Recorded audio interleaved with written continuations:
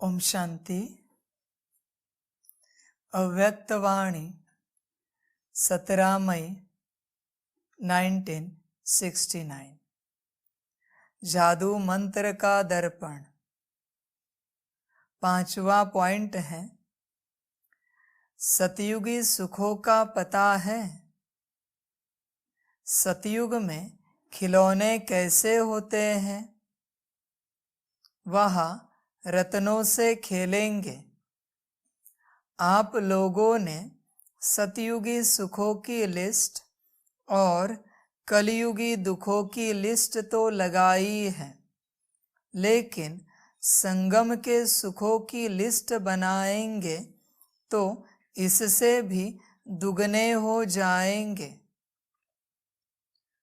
वही सतयुगी संस्कार अभी भरने हैं।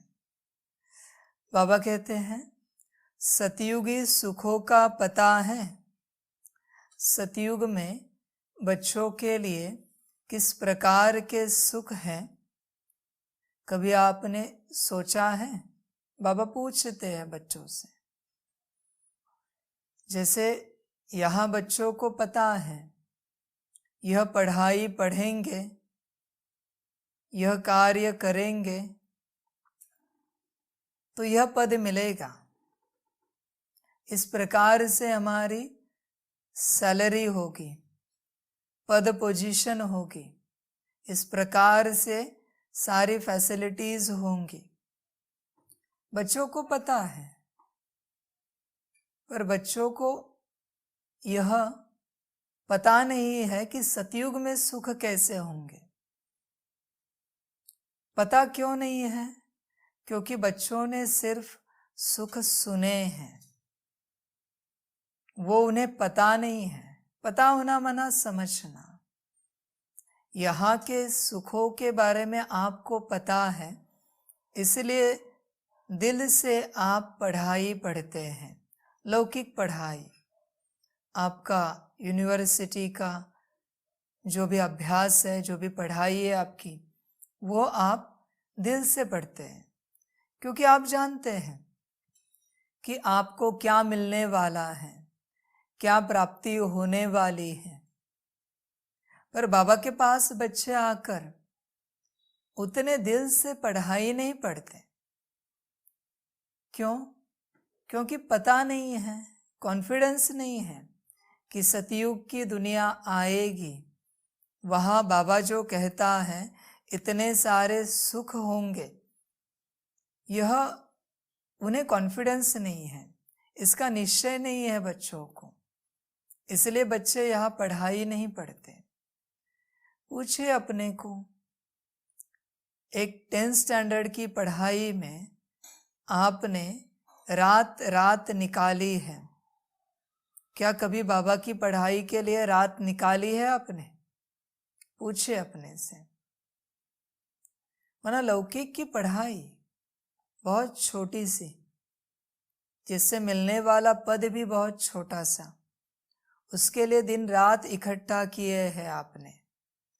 पर बाबा कहते हैं कि हम जो आपको पढ़ाई पढ़ा रहे हैं, मैं जो पढ़ाई पढ़ा रहा हूं, उसके लिए दिन रात एक क्यों नहीं कर सकते?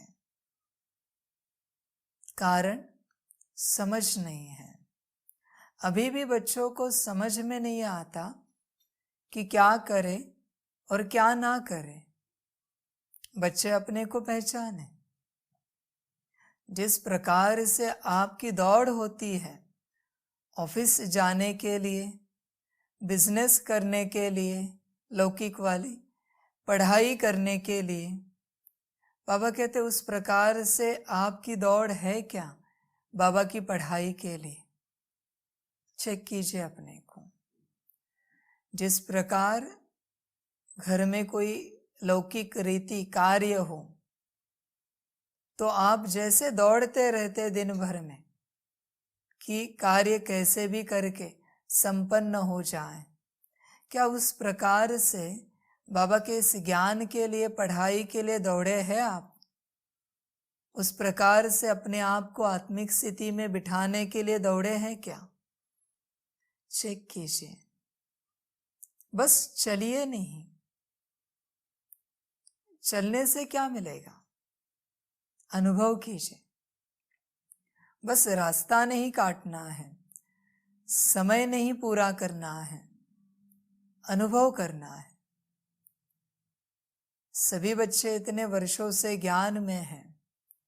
बाबा कहते कितने बच्चों को आत्मिक स्थिति का गहरा अनुभव है। अपने से पूछे हर कोई, एक दूसरे को ना देखें, अपने से पूछे कि हमें आत्मिक स्थिति का कितना गहरा अनुभव है। अगर नहीं है तो आपने पढ़ाई नहीं पढ़ी है, यह सिद्ध हो जाता है।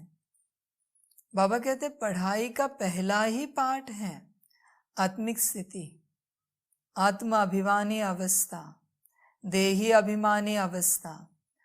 और बच्चे अभी तक उसके लिए ही सीरियस नहीं है। आगे की बात छोड़ ही दीजिए। जो पहला पाठ है, जो ABCD है, उस बात के लिए ही बच्चे सीरियस नहीं हैं कि हम इस पाठ को पक्का करें, पूरा करें, पढ़ाई बेहतर पढ़ें। नहीं, बच्चे सीरियस ही नहीं हैं। बाबा कहते अगर ऐसी अवस्था है आपकी तो प्राप्तियां क्या होंगी? अभी तक अगर आप पहली कक्षा में ही रहेंगे तो फिर कैसे उन्नति होगी, कैसे कल्याण होगा, कैसे आगे बढ़ेंगे? अपने से पूछिए। समझ की बात है बच्चों के लिए, जितना समझ सको कम है। बहुत छोटा सा और थोड़ा सा ज्ञान दिया है बाबा ने, पर बच्चे इस ज्ञान को समझ नहीं पाते। सबसे पहला पाठ है आत्मिक स्थिति। जो बच्चे आत्मिक स्थिति में आ चुके हैं या फिर आत्मिक स्थिति में आने का प्रयास कर रहे हैं, उन्हें ही सतयुग के सुखों का पता पड़ सकता है थोड़ा बहुत। जो बच्चे बॉडी कॉन्शियसनेस में हैं, उन्हें क्या लगता है, हाँ सतयुग में बहुत ऊंचे वस्त्र होंगे, 56 प्रकार के भोग होंगे, सोने का महल होगा, पुष्पक विमान होंगे, अलग अलग प्रकार के व्यंजन होंगे, घूमने फिरने के लिए अलग अलग स्थान होंगे। वो बच्चे बॉडी कॉन्शियसनेस वाले सिर्फ इन्हीं बातों को देखेंगे।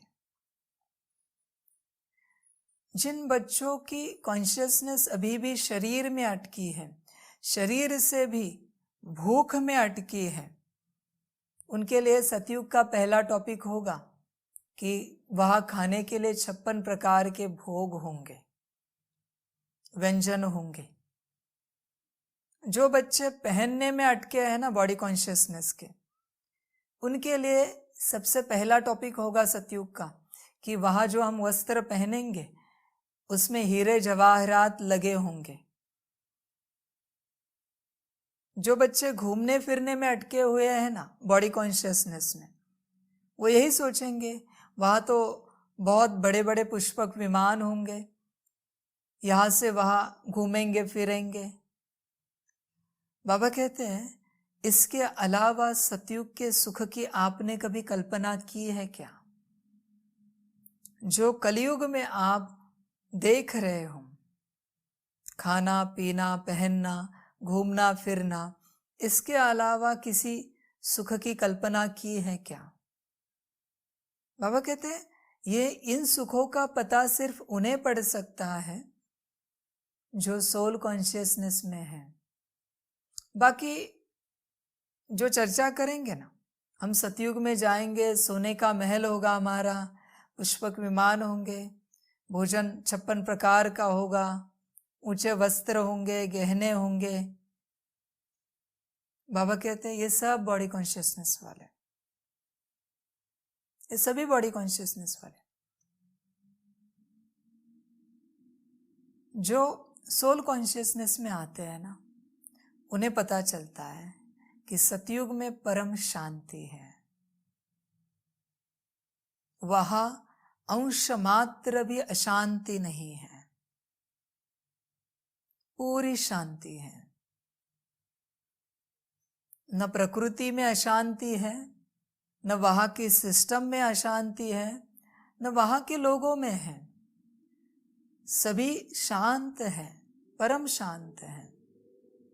सबसे पहली जो आत्मा की प्यास है शांति, परम धाम में तो मिलती है, शांति धाम में तो मिलती है, लेकिन बाबा कहते हैं सुख धाम में भी तो बहुत है। शांति धाम में जो शांति मिलेगी वो कैसी होगी? निराकार रूप में अनुभव करना पड़ेगा। पर बाबा कहते हैं साकार रूप में आप शांति को अनुभव करेंगे सतयुग में। फिर वहाँ परम सुख होगा। सुख वस्तुओं से नहीं आता, चीजों से नहीं आता, इंसानों से नहीं आता। सुख आत्मा के अंदर होता है। जब आत्मा ही सुख की ऊर्जा से भरपूर है तो उसके लिए सब सुख है। जो खुद संतुष्ट होता है, सुखी होता है, उसके लिए एक झोपड़ी में भी परम सुख होता है। और जो खुद असंतुष्ट होता है, दुखी होता है, उसको राजमहल में भी दुख ही मिलेगा, उस सुख अनुभव नहीं कर पाएगा। सुख आत्मा के अंदर होता है तो वो सुख पूरा वहां अनुभव करेंगे। वहां स्नेह होगा, प्रकृति से भी स्नेह होगा, हर आत्मा से स्नेह होगा। किसी भी आत्मा के प्रति, प्रकृति के किसी जीव के प्रति या किसी पेड़ पौधे के प्रति, तत्वों के प्रति कोई ऐसे विकल्प नहीं होगा, क्योंकि वह विकल्प क्या होता है ये पता ही नहीं होता। वहां शुद्ध संकल्प ही रहते हैं, पूरा स्नेह रहता है हर कण के साथ। बाबा कहते यह सतयुग के सुख है। आपको यहां अनुभव करने पड़ेंगे, तब आपको सतयुग में अनुभव होंगे। बाबा बस पूछता है कि सतयुग के सुखों का पता है? अभी बच्चे जाने, बच्चे कौन से सुख समझते हैं।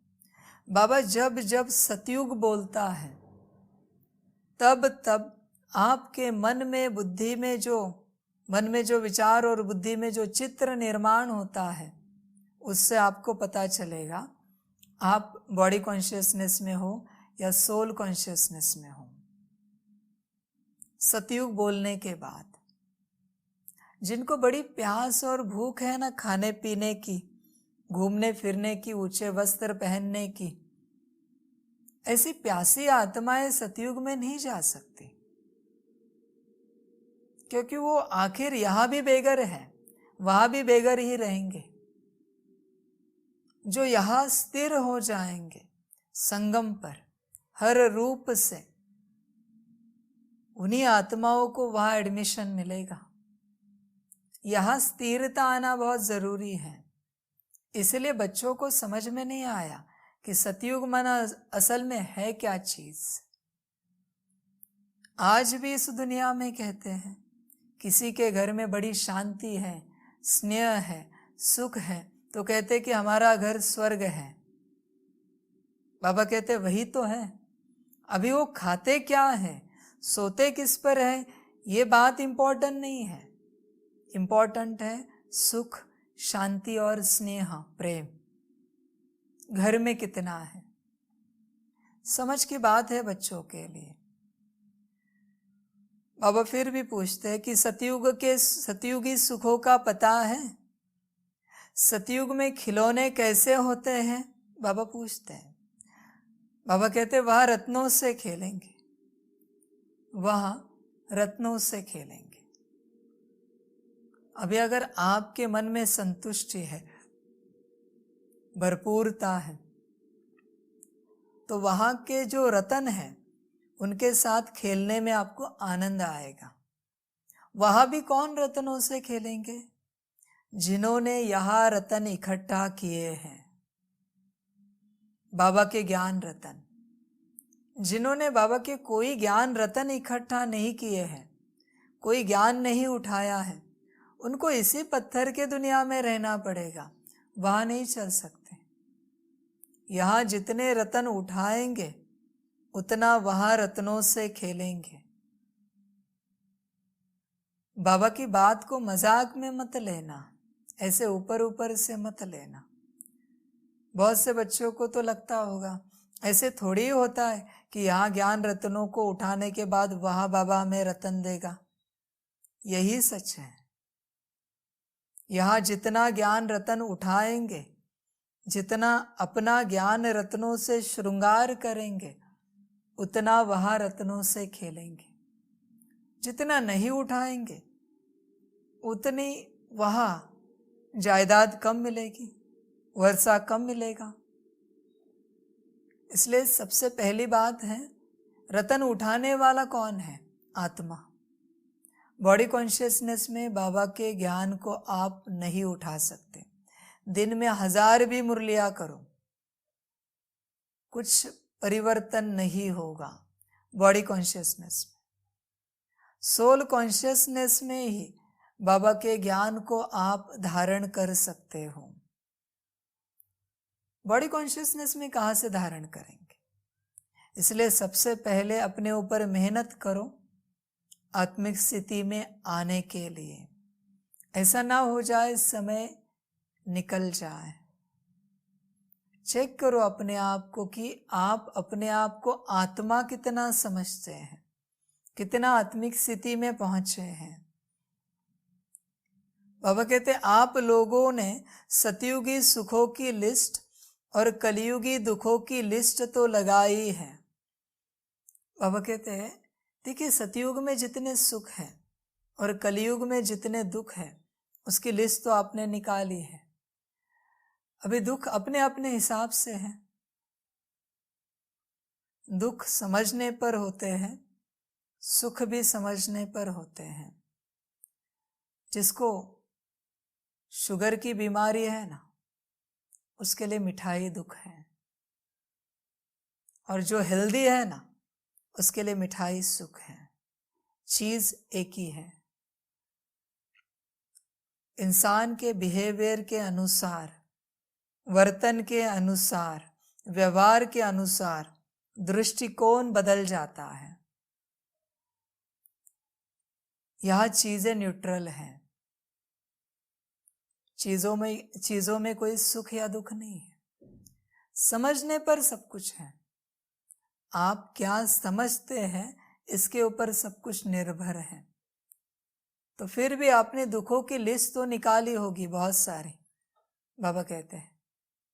तो समझ की बात है बच्चों के लिए कि अपने कलयुगी दुखों की लिस्ट को आप चेक करो कि किस बात को आप दुख समझते हो और किस बात को आप सुख समझते हो। आपके ऊपर है कलयुग में। इसलिए संगम में सब एक समान हो जाता है, सुख और दुख। कलयुग में भले वो दुख होगा या सुख होगा, लेकिन संगम में एक समान हो जाता है। संगम में बाबा क्या करता है? आपकी वृत्ति बदल देता है, दृष्टिकोण बदल देता है। चीज वही है। अभी उस चीज को आप इस्तेमाल कैसे कर रहे हो, यह आपके ऊपर है, यह आपके संस्कार है। हर एक चीज, दुनिया में जितनी चीजें बनी हैं, हर चीज के अनगिनत उपयोग हैं। आप किस प्रकार इस्तेमाल करते हो, मर्जी आपकी, आपके ऊपर है कैसे इस्तेमाल करना है। तो बाबा कहते हैं सतयुग और कलयुग के सुख और दुख की लिस्ट तो आपने लगाई, लेकिन संगम के सुखों की लिस्ट बनाएंगे तो इससे भी दुगने हो जाएंगे, इससे भी दुगने हो जाएंगे। बाबा कहते कभी सोचा है आपने कि संगम में कितना सुख है? सोच कर देखिए बस, और सोच कर अनुभव कीजिए। कोई बच्चे ऐसे पत्थर बुद्धि है ना, उन्हें पारस भी दे दो ना, फिर भी पत्थर लगेगा। और कोई ऐसे हैं जिन्हें पत्थर भी मिले ना तो उसे पारस समझेंगे। तो अभी संगम युग को आप क्या समझते हो, यह आपके ऊपर है। कोई कोई कहते हैं कि इस संगम युग में हमें बड़ा दुख है। बाबा कहते इससे बड़े अज्ञानी कोई नहीं है इस दुनिया में, क्योंकि उन्होंने सुख को देखा ही नहीं है। किसी ऐसी जेल में बंद हो क्या जहां आपको रोज 100 कोड़े मारे जाते हैं? अगर वैसी आपकी सिचुएशन हो तो क्या कहेंगे? या किसी काल कोठरी में आपको बंद करके रखा है जहां नहाना धोना भी अलाउड नहीं है, लाइट भी नहीं है, ऐसे कंडीशन में हो क्या आप? संगम के सुखों को समझो। संगम के सुखों को जो नहीं जानते उनसे बड़े अभागी कोई नहीं है दुनिया में। अज्ञानी, जितने टाइटल देना है दे दीजिए, कोई नहीं है दुनिया में। बाबा स्वयं आया है इस युग में और कहते कि इस युग में दुख है। कभी आपने देखा है क्या? आपके मन से, बुद्धि से, संस्कारों से बाहर निकले हो क्या?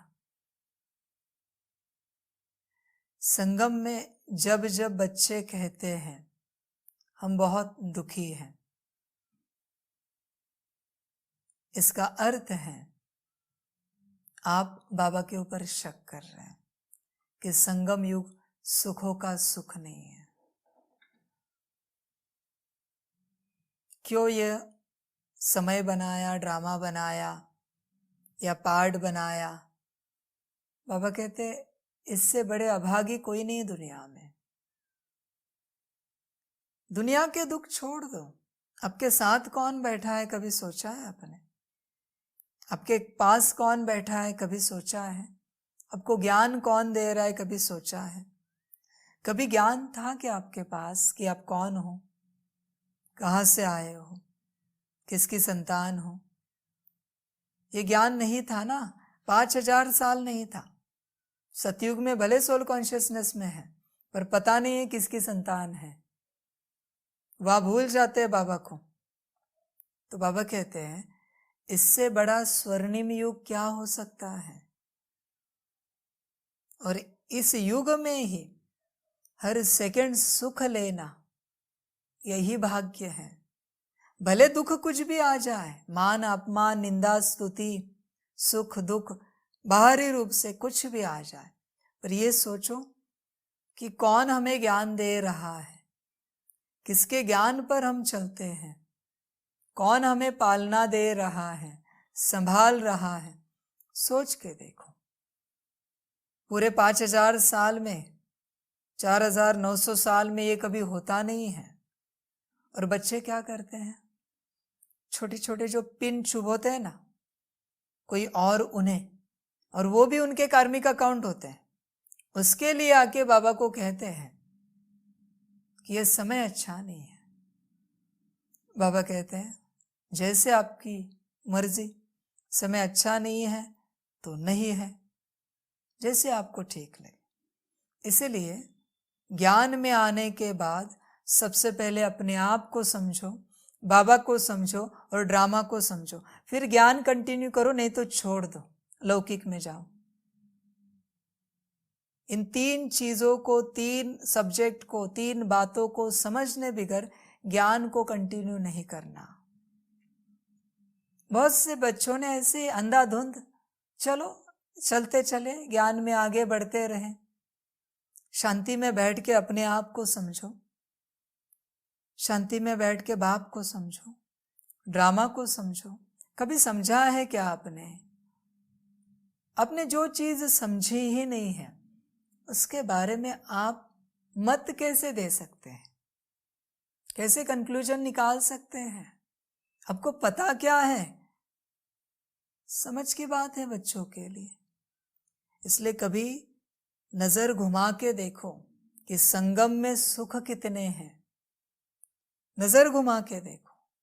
आने वाले समय में ऐसा ना हो कि पछताना पड़े कि हमने समय गवा दिया।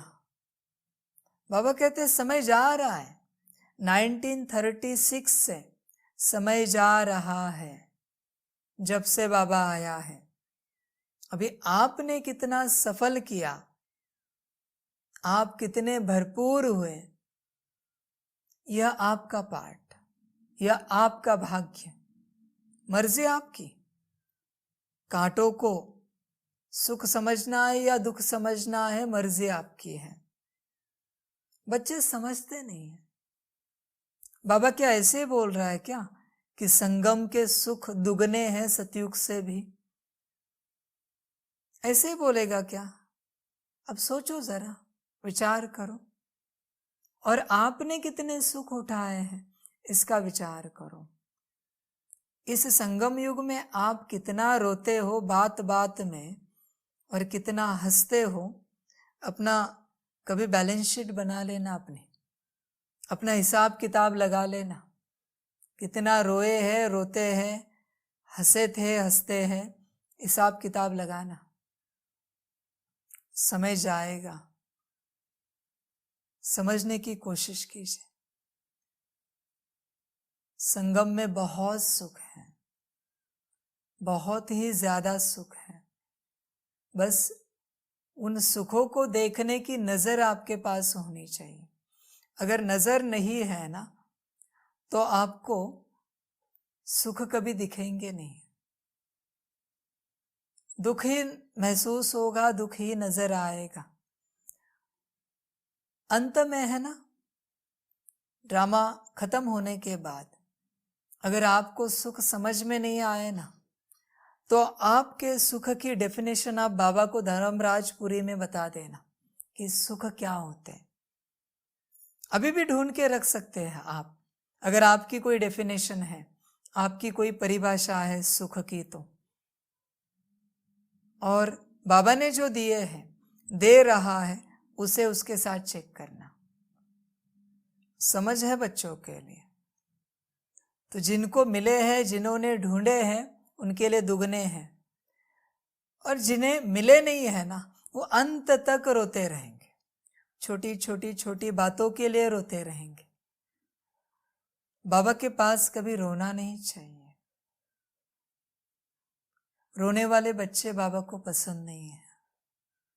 इस बात को बुद्धि में अंडरलाइन करके रखना। रोने वालों को बाबा बच्चा कभी नहीं समझता। बाबा के बच्चे, बाबा का बच्चा कभी नहीं समझता रोने वालों को। छोटी छोटी बातों में बार बार बार बार बार बार रोते रहना। बाबा कहते जरूरत क्या है? आत्मा का ज्ञान है ना, तो शरीर छूटने के बाद भी रोना नहीं चाहिए। कहाँ गया आपका ज्ञान? तो छोटी मोटी बातें हो जाती है, कोई नुकसान हो जाता है, मान अपमान में आ जाते हैं, रोने लगते हैं। मेरे हिसाब से उसके हिसाब से रोने लगते हैं, मेरी सेवा उसकी सेवा, रोने लगते हैं। बाबा कहते कहाँ गया आत्मा का ज्ञान? आत्मा का ज्ञान लेने आए हो ना मेरे पास, तो आत्मा कभी रोती नहीं, आत्मा कभी दुखी होती नहीं। तो आपने लिया कौन सा ज्ञान? क्या यह मौज मस्ती करने आए क्या? समझ की बात है बच्चों के लिए।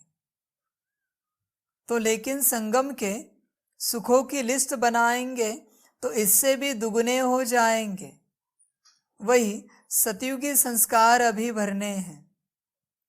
बाबा कहते हैं वही सतयुगी संस्कार अभी भरने हैं। जैसे छोटे बच्चे होते हैं, सारा दिन खेल में ही मस्त होते हैं, कोई भी बात का फिक्र नहीं होता है। इसी रीति हर वक्त सुखों की लिस्ट, रत्नों की लिस्ट बुद्धि में दौड़ाते रहो, अथवा इन सुखों रूपी रत्नों से खेलते रहो, तो कभी भी ड्रामा के खेल में हार न हो। बाबा कहते हैं चेक करो, क्या आप ऐसे रहते हो छोटे बच्चों की तरह बेफिक्र? बच्चों को कितने वर्षों से कितनी बार बाबा कह रहा है कि बेफिक्र रहो, मैं बैठा हूं, बच्चे तुम चिंता मत करो, मैं बैठा हूं। बच्चे बाबा को कहते हैं बाबा तुम चिंता मत करो, हम हैं विश्व कल्याण करने के लिए। अजीब बच्चे हैं। बाबा कहते हैं तुम्हारा कल्याण भी मैं कर रहा हूं, तुम कहां से विश्व कल्याण करोगे? तुम्हारा हर संकल्प मैं चलाता हूं, तुम कहां से विश्व कल्याण करोगे?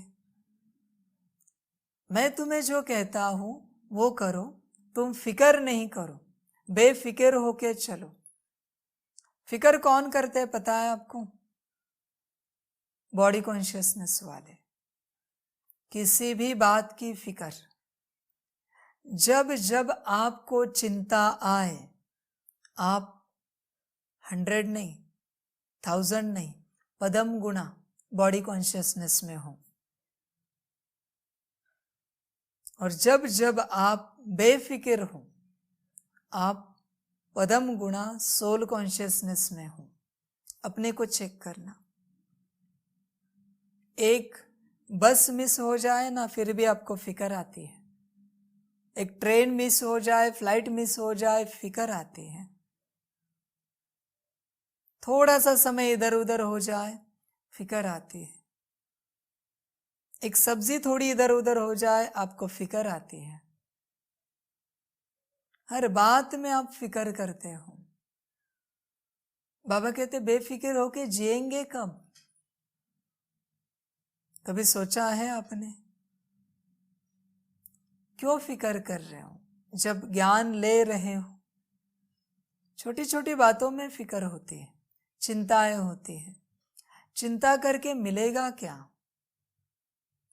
चिता मिलेगी और कुछ नहीं मिलेगा।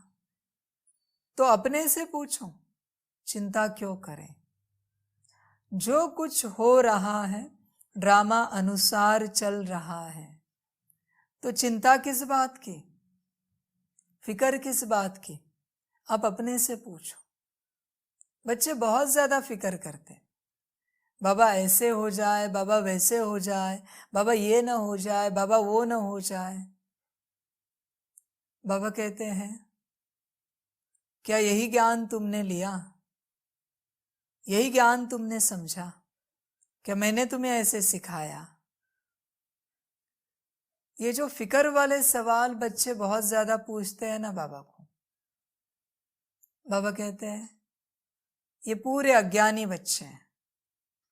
इनको ज्ञान की एबीसीडी भी पता नहीं है और इन्हें फिक्र लगी है कि कैसे होगा, क्या होगा, कहां से होगा, कब होगा। बाबा कहते हैं मतलब क्या है? तुम्हें आज जो मैंने कहा है वो करो, बेफिक्र रहो। कैसे होगा, कब होगा, कहां से होगा, वो बाद में देखेंगे। बड़े बड़े आके गए, बहुत पीढ़ियों का इकट्ठा किया फिक्र में, न वो बचे न कोई पीढ़ी बची, न जो इकट्ठा किया था वो बचा, कुछ नहीं रहा। इसलिए फिक्र नहीं करो, बस चलते रहो, श्रीमत अनुसार चलो। तो बाबा कहते बच्चों के जैसे रहते हो क्या आप? छोटे बच्चे कैसे होते? बेफिक्र, कोई फिक्र नहीं होता, अपनी मस्ती में मस्त होते हैं। तो अपने को चेक करो। घर गृहस्थ संभाल के जो भी समय मिलता है उसमें आप बेफिक्र चलते हो। घर गृहस्थ में भी बेफिक्र चलना, अपने कर्तव्य पूरे निभाते। देखो बाबा संभाल लेगा सब कुछ, पर बच्चों को यकीन हो तो। अच्छा हुआ तो कहेंगे वाह बाबा वाह, वाह ड्रामा वाह। बुरा हुआ तो उनके हिसाब से कहेंगे बाबा ऐसे कैसे हो गया, ये ड्रामा ऐसे क्यों बना है, वैसे क्यों बना है। बाबा कहते हैं वहां वहां आपने वाह वाह कहा ना, अभी यहां भी वाह वाह को। और नहीं कह सकते और नहीं जचता तो ज्ञान छोड़ के चले जाओ। किसने रोका है आपको? ज्ञान छोड़ दो। समझ है सभी के लिए। तो अपने को चेक कीजिए, आप कितना बेफिक्र रहते हैं। बेफिक्र रहेंगे तब ही ज्ञान की धारणा कर सकेंगे, योग कर सकेंगे, सेवा कर सकेंगे। फिकर में रहकर कभी कोई सेवा नहीं कर सकता। फिकर में रहकर कभी कोई धारणा नहीं कर सकते। फिकर में रहकर कभी कोई योग नहीं कर सकता, ज्ञान नहीं ले सकते। फिकर में रहकर चिंता लगी है तो स्थिति कैसे बनेगी? इसलिए चिंताओं को छोड़ दो। अगर एक एस्ट्रोलॉजर ज्योतिषी कहता है कि यह आपकी जन्म की तारीख है और यह आपकी मृत्यु की तारीख है, इस दौरान आप यह सब करोगे, बाबा कहते हैं सब अगर फिक्स है तो चिंता किस बात की? अब सोचिए, वही चिंता माना एक अवेयरनेस, अभी ये वाला जो कह रहे हैं, वही अगर अवेयरनेस योग में लगाते, सेवा में लगाते, ज्ञान में लगाते, तो शायद बाप समान बन जाते बहुत हद तक, पर होता नहीं बच्चों से।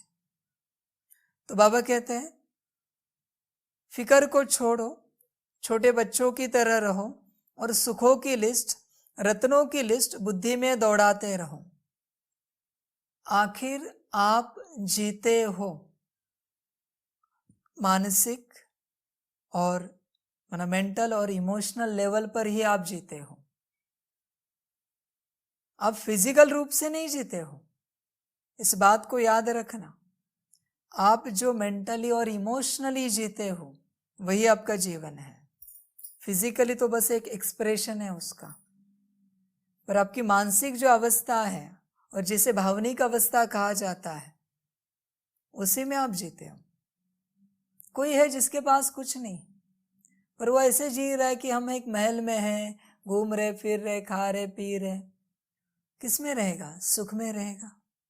किसी के पास सब कुछ है लेकिन चिंताएं लगी है, इसका क्या होगा, उसका क्या होगा, ऐसे कैसे होगा, वैसे कैसे होगा।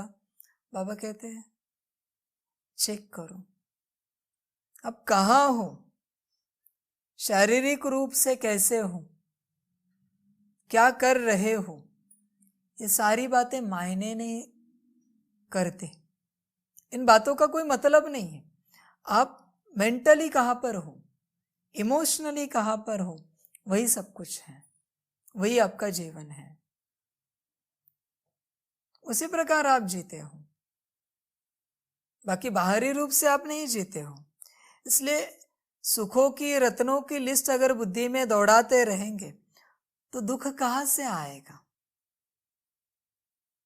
तो ड्रामा के खेल में कभी हार नहीं होगी, कभी आपको दुख नहीं लगेगा, आप सुखी ही रहेंगे। क्योंकि कुछ भी हो जाए आप मन से, बुद्धि से निश्चिंत है, बेफिक्र है, सुख में है, मौज में है। जो बच्चे मन बुद्धि से बहुत ज्यादा सोचते हैं ना, वो इस ज्ञान में नहीं चल सकते। बहुत ही ज्यादा सोचना, बहुत ही ज्यादा विचार चलाना, ये ज्ञान उनके लिए नहीं है। और जो बाबा ने जितना बोला उतना ही सोचते हैं ना, ये ज्ञान उनके लिए है। जो बहुत ज्यादा तर्क वितर्क निकालते रहते हैं ना, उनके लिए यह ज्ञान नहीं है, उनका काम नहीं है यहाँ पर कोई, क्योंकि बुद्धि में बहुत कुछ चलता रहता है।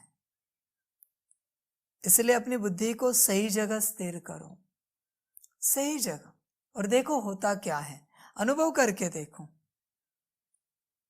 तो बाबा कहते हैं ड्रामा के खेल में हार नहीं होगी। अभी तो कहाँ कहाँ हार भी हो जाती है।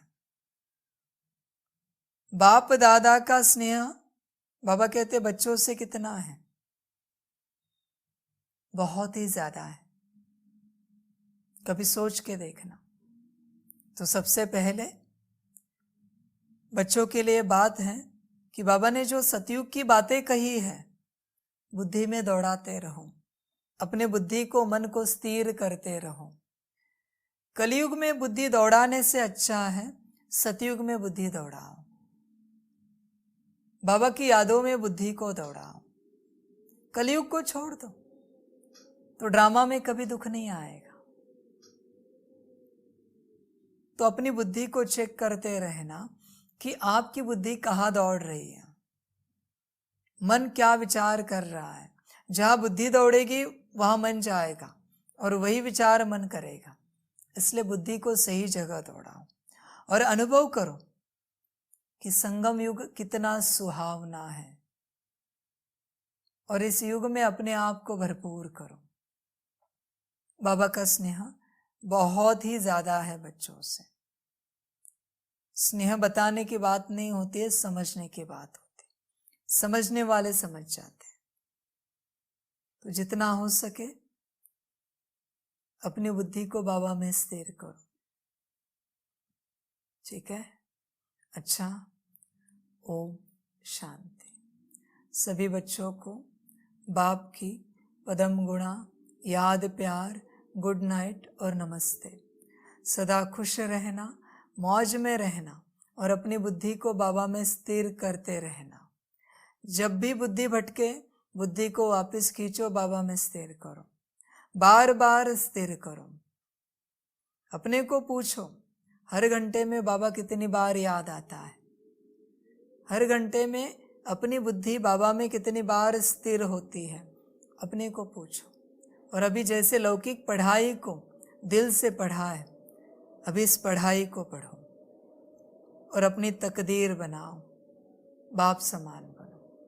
अच्छा, ओम शांति।